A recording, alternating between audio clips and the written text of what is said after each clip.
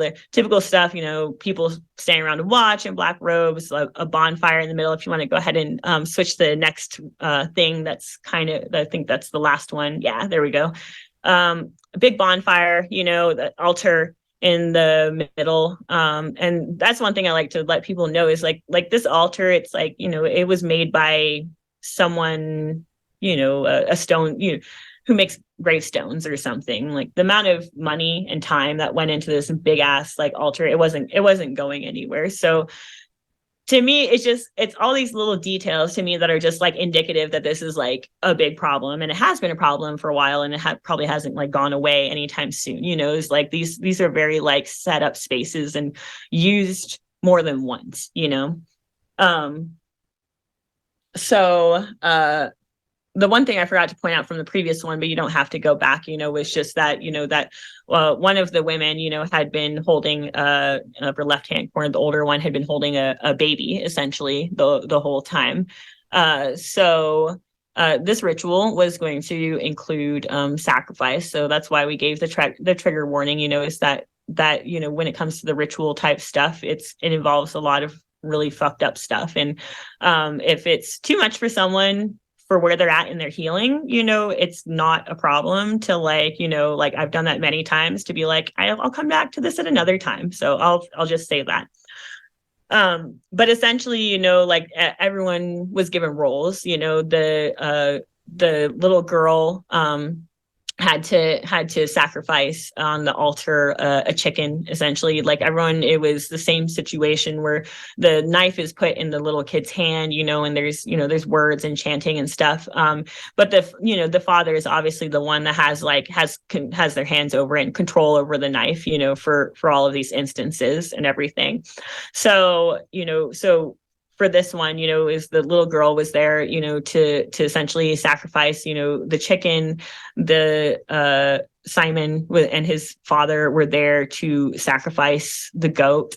And then myself and my dad were there. And that was part of like what he had always like found special and bragged about, was that we were chosen for like, the like most special spot, which was to essentially be the one to sacrifice the baby.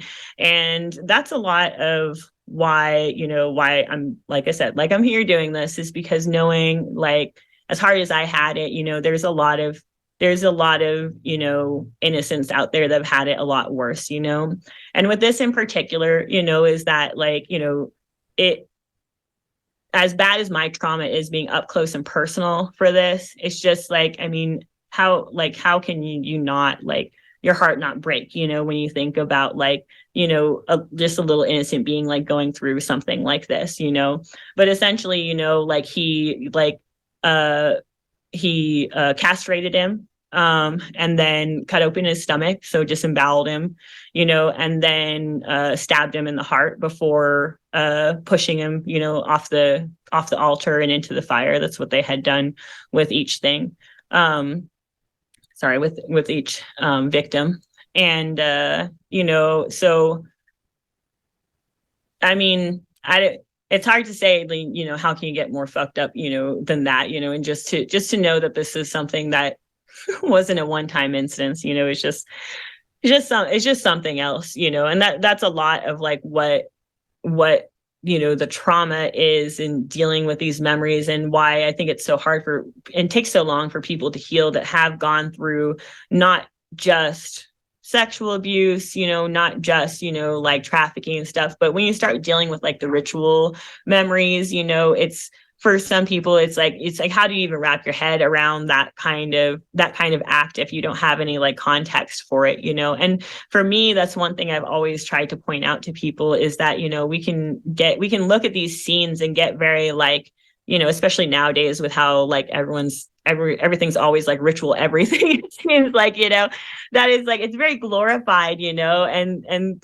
so it's like people can see these scenes, and not understand, that there was actual suffering, that went on and everything. Like, I don't know. It's something that like, if like I said, if you haven't been there and partied to it, it's hard to believe that it exists really, but it's something that like, I don't like to like get specific about like what cult they were part of, because to be honest, I don't know.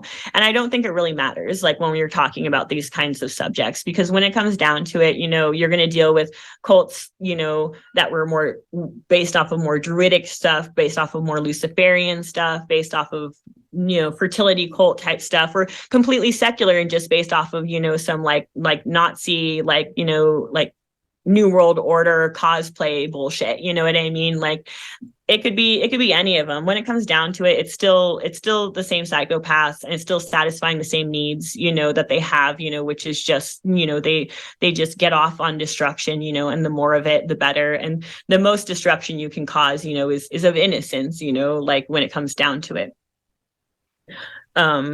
So I'm going to take a quick pause for water. Do you have any questions for me at this point?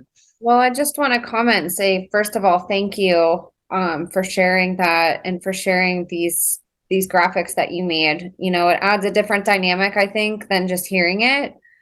And it's like the way that you painted it, it's like you can almost see it through a child's eye. It's like the details are kind of blurred out, like how a child wouldn't be able to put context to what they see. Mm-hmm.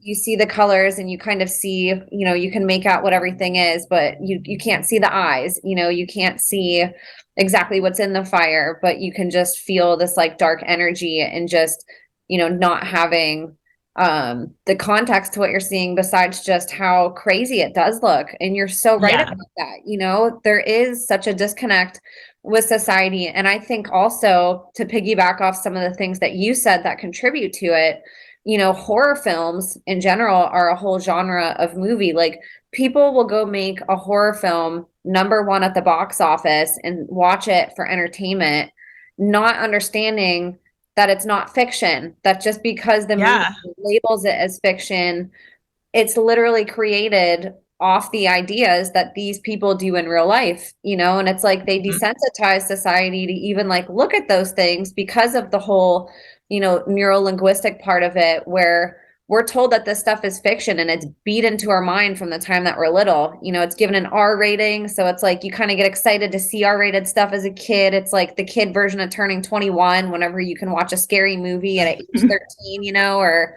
whatever age it is. And it's really sad that people look the other way with this, because it is happening all over every country, every community, every city, every town, every state, everywhere. And people have no idea because of how they've been desensitized to it, how it's been normalized in a fictional standpoint, and how anybody who tries to say it's true, they're just gaslit. There's credibility given to this, and it's just absolutely heartbreaking, and to just think about children going through this, and the fact that even describing it as a party, like it makes me want to gag, thinking, I think you mentioned they have like every one of these rituals I've been part of have always been combined with a party for sure. And your meaning, I think you had mentioned like a cocktail party, for example.